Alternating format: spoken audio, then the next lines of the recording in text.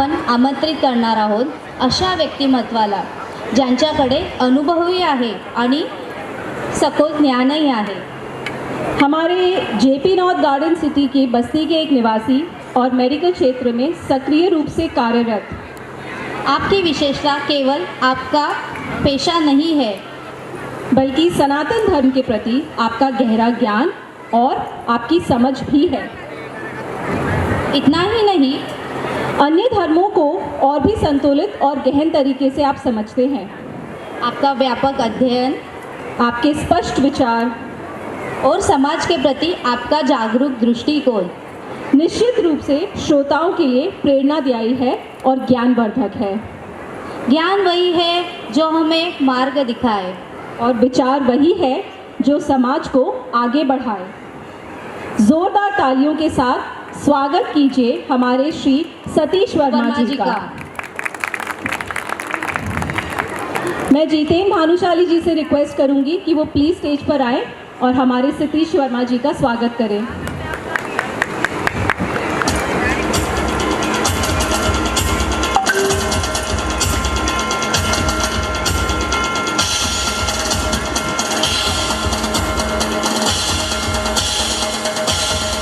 सतीश वर्मा जी का मंच पे बहुत स्वागत है। मैं श्री भानुशाली को विनंती करूंगी और सतीश जी का स्वागत कीजिए। जोरदार तालियां। जय श्री राम, जय श्री राम। वंदे वंदे भारत माता की, भारत माता की, भारत माता की। नमस्ते का जवाब किससे आना चाहिए? नमस्ते। The Narayana in me is board आइन टू नारायणा इन यू।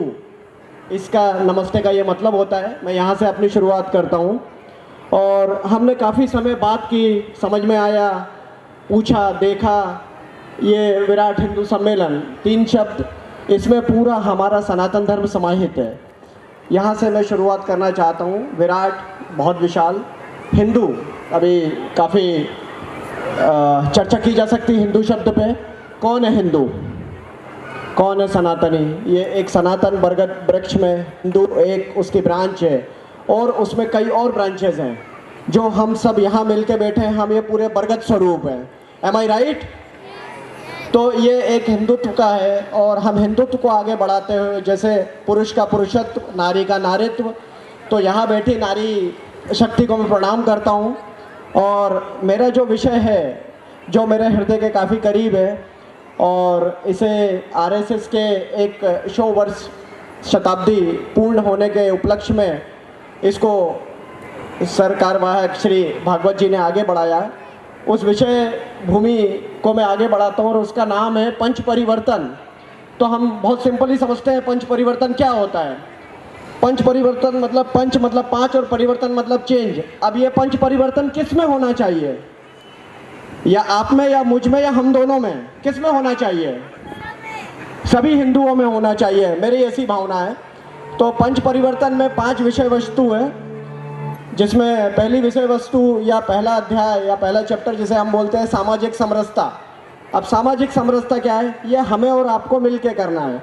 छोटे छोटे परिवर्तन जो हम अपने में लाएं, अपने घर से चालू करें, अपने परिवार से चालू करें, उसी को पंच परिवर्तन कहा गया है। और इसमें से एक भी मैं गारंटी ले सकता हूँ और उसका संकल्प भी ले सकता हूँ कि ऐसा कोई भी विषय नहीं है जो आप चालू नहीं कर सकते, बल्कि आज से, बल्कि अभी से। पहला सामाजिक समरसता मतलब आपके घर में जो काम करने वाले हैं, जो अपने काम करने, जो वर्ण व्यवस्था में आते हैं, जिसे हम बोलते हैं जो हमारी सनातन व्यवस्था है, सभी के साथ हमारा आचार विचार एक जैसा हो। जैसा हमारा आचार विचार अपने रिश्तेदारों के लिए होता है, ऐसे हमारे साथ काम करने वाले ऊपर या नीचे उन सभी के साथ हो। जैसे हम अपने परिवार में अपनी पत्नी, अपनी माता से बात करते हैं, ऐसे ही हम अपने माली से बात करें। ऐसे ही हम अपने जो काम वाले आते हैं, हमारे बड़े, हमारे छोटे, उन सब से बात करें। सामाजिक समरसता का यही एक ध्येय है कि सबको समान रूप से हम पहचाने और जाने। क्योंकि आपने देखा होगा, आप सबने कभी ना कभी किसी को दीक्षा या दान दिया होगा। कैसे दान देते हैं हम? ऐसे ही दान देते हैं। इससे कोई इतर कोई देता है? ऐसा क्यों? ऐसा दान क्यों देते आप? कोई बता सकता है मुझे कि किसी को हमने दान दिया, ऐसे दिया क्यों? आपने ऐसा दान दिया इसका मतलब कि आप ऊपर हैं और लेने वाला नीचे है, ऐसा क्यों? कभी आपने सोचा कि दान ऐसे दे सकते हैं और वो ऊपर से ले ले? तो ये छोटा परिवर्तन है, बहुत छोटा, आप करके देखिए। तो आत्मिक सुख आपको मिलेगा, उसकी तुलना शायद देने से नहीं, लेने से जिसको होती है वैसी मिलेगी आपको। तो ये सामाजिक समरसता, छोटे छोटे आप बढ़ा सकते हैं। दूसरा, कुटुंब प्रबोधन। अभी कुटुंब प्रबोधन शब्द बहुत भारी सा लगता है। अभी मैं उसको गेट टुगेदर, वीकेंड पार्टी या मीटिंग बोलूँ तो बहुत ईजी हो जाता है, करेक्ट? लेकिन ये गेट टुगेदर किसके साथ? जितेन भाई के साथ नहीं, उदय भाई के साथ नहीं, या हमारे श्रीमन भाई के साथ नहीं, आप अपने परिवार के साथ करिए इसको। ये गेट टुगेदर कैसा हो? हफ्ते में एक दिन, may be Friday night, Saturday night, most of the 5 day weekend वाले लोग हैं यहाँ पर, या 6 डे, तो सैटरडे नाइट आप अपने परिवार के साथ बैठे हैं, आप अपने कुल देवी से चालू करें, कुल देवता से चालू करें, उसकी चर्चा करें। घर में कितने लोग हैं जो अपने दादा के दादाजी का नाम जानते हैं या 7 पीढ़ी का नाम जानते हैं? I hardly think countable on finger people, correct? 7 पीढ़ी का नाम तो बहुत दूर की बात है, दादाजी के पिताजी का नाम भी बहुत मुश्किल हो जाता। तो आप अपनी लाइनेज, अपनी विरासत और अपनी पीछे की संस्कृति देखें कि हम कहाँ से आए हैं, हम क्यों हैं, इसकी आवश्यकता क्यों पड़ रही है हमें। ये सम्मेलन करने की आवश्यकता ही इसीलिए पड़ रही है कि हम अपने आप को नहीं जानते हैं। मैं सिंपल पूछूं, हम श्री राम जी का पूरा नाम या वो कौन से वंश के थे, तो बहुत डिफ़िकल्ट हो जाता है हमको जवाब देना। तो ये हम जाने, तो अपने परिवार में, अपने आई थिंक जितने भी हमारे महापुरुषों के पुत्र यहाँ पर लगे हुए हैं, उनके बारे में चर्चा करें, अपने आने वाली विरासत अपनी संतति को बताएं कि हम यहाँ से हैं। मैं बंकिम चंद्र को फॉलो करता हूँ, मैं विवेकानंद को फॉलो करता हूँ, मैं रामकृष्ण परमहंस को फॉलो करता हूँ, और उनके ये विचार थे, ये हम उनको आगे बढ़ाएं। तो ये प्रोसेस मैकेनिकल ना हो के एक तंतु का काम करेगी, हृदय से हृदय जोड़ने का। आप प्रेम किसी से इसलिए करते हैं क्योंकि वो भी आपसे प्रेम करता है, तो इट्स अ रेसिप्रोकल। बट आप अपने से प्रेम करते हैं इसलिए आप उससे प्रेम कर सकते हैं, और अगर आप अपने से नफरत करते हैं तो आप उससे नफरत करेंगे। बहुत सिंपल लॉ है, आप करके देखिए। क्योंकि हम बोलते हैं ना कड़कड़ में भगवान, तो कड़कड़ में कैसे होगा भगवान जब हम सामने वाले को ही नहीं मानते हैं बराबरी का। तो ये दूसरा, कुटुंब प्रबोधन। आप परिवार में चर्चा करिए, अपने घर के महापुरुषों के बारे में, अपने समाज के महापुरुषों के बारे में, अपनी कुलदेवी के बारे में, संगनाई माता के बारे में बताइए उनको, तभी वो आपसे जुड़ पाएंगे। तो देखिए, आज के माता पिता की 2 समस्याएं, बच्चों को खाना कैसे खिलाएं और उससे मोबाइल कैसे छुड़ाएं। तीसरी कोई समस्या? आई डोंट थिंक सो है कोई तीसरी समस्या। ये 2 मेजर है। तो आप घर में चर्चा करिए, देखिए मोबाइल कैसे छूटता है। आपको पुस्तक पकड़नी पड़ेगी, बच्चा अपने आप पकड़ लेगा क्योंकि बच्चे नकल करते हैं। आपके हाथ में मोबाइल है तो उसको पुस्तक पकड़ाना थोड़ा डिफिकल्ट होगा। तो ये दूसरा कुटुंब प्रबोधन हमारा।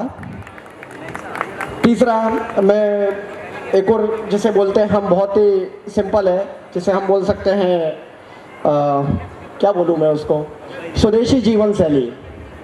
अब स्वदेशी जीवन शैली सुनने में तो बड़ा ऐसा बैकवर्ड, मेरी धोती देख के भी ऐसे ही लगता होगा बैकवर्ड है या ऐसा है, पर ऐसा नहीं है। आपके घर में जो बनता है, आप क्यों घरगुती खाना खाते हैं, आप कहीं बाहर जाते हैं और हमेशा 4 दिन बाद आते बोलते नहीं अब तो घर का खाना होगा, दाल चावल ही होना चाहिए। क्यों होना चाहिए?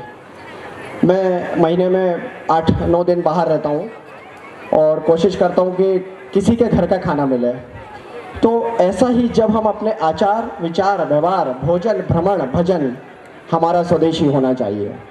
हर चीज़ में कोशिश करिए, जो अनिवार्य है। ऐसा नहीं है कि अभी पेट्रोल नहीं मिल रहा है, ट्रंप नहीं दे रहा तो वो भी हम घर में ही बनाने लगे। नहीं, ऐसा नहीं करना है। घर में नहीं बनाना पेट्रोल, वो बाहर से ही लेना है। जो अनिवार्य है, जिससे जीवन चल सके, ठीक है। आपको मे बी एलन सूली अगर बाहर का है, रेमंड है, अपने भारतीय ब्रांड पहने। ब्रांड पहनने को मना नहीं है, भारतीय स्वदेशी हो, जो हिंदुत्व की चिंता करता हो, जो हिंदुत्व का मनन करता हो, उसके प्रोडक्ट प्रैक्टिकली पहले देखें और आजमाएं। मैंने पहना इसलिए नहीं, आप उसको खुद देखें। आजकल सब इन्फॉर्मेशन उसमें पीछे लिखी रहती है, क्योंकि हम छोटी सी भी चीज़ लेते हैं ChatGPT से पूछते हैं, करेक्ट। उसके भी पूछिए, ये इंडियन है, विदेशी है, थर्ड पार्टी है, फर्स्ट कॉपी है, ज़रूर पूछिए। तो यह स्वदेशी जीवन शैली अपनाएं। अपने घर का आचार, अपने घर का विचार अपने पड़ोसी, अपने रिश्तेदार बंदे के साथ बांटे, वैसे ही जो हम पहनते हैं, जैसा विचार हम करते हैं, वैसा ही हमारा विचार सामने वाले में परिलक्षित होता है, तो वो भी आपके जैसा ही हो जाएगा। तो बदलने की ज़रूरत नहीं है, आप बदलेंगे वो अपने आप बदल जाएगा। मेरे ख्याल से 2 या 3 लोग हैं जो धोती पहनते हैं हमारी सोसाइटी में, लेकिन धीरे धीरे ये चलन बढ़ रहा है। अभी मैंने गिन के 8 लोग कन्वर्ट कर लिए धोती पहनने में। तो ये स्वदेशी जीवन शैली। चौथा सबसे इम्पोर्टेंट मेरे बच्चों के लिए, जो छोटे छोटे मेरे नौनिहाल बैठे हैं, पर्यावरण। अब पर्यावरण तो बहुत बड़ा शब्द हो गया, पर्या भी देखना है, वर्ण भी देखना है, उसको आत्मसात भी करना है।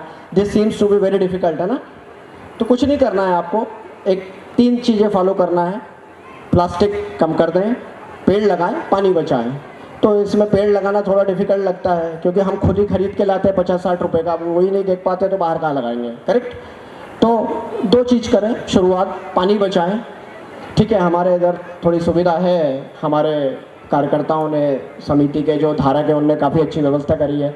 कोशिश करें अगर हम 2 बाल्टी पानी यूज़ करते तो 1 यूज़ करें, ये समझ के कि चलो ये मेरा इन्वेस्टमेंट है जो आगे मेरी जनरेशन को काम आएगा।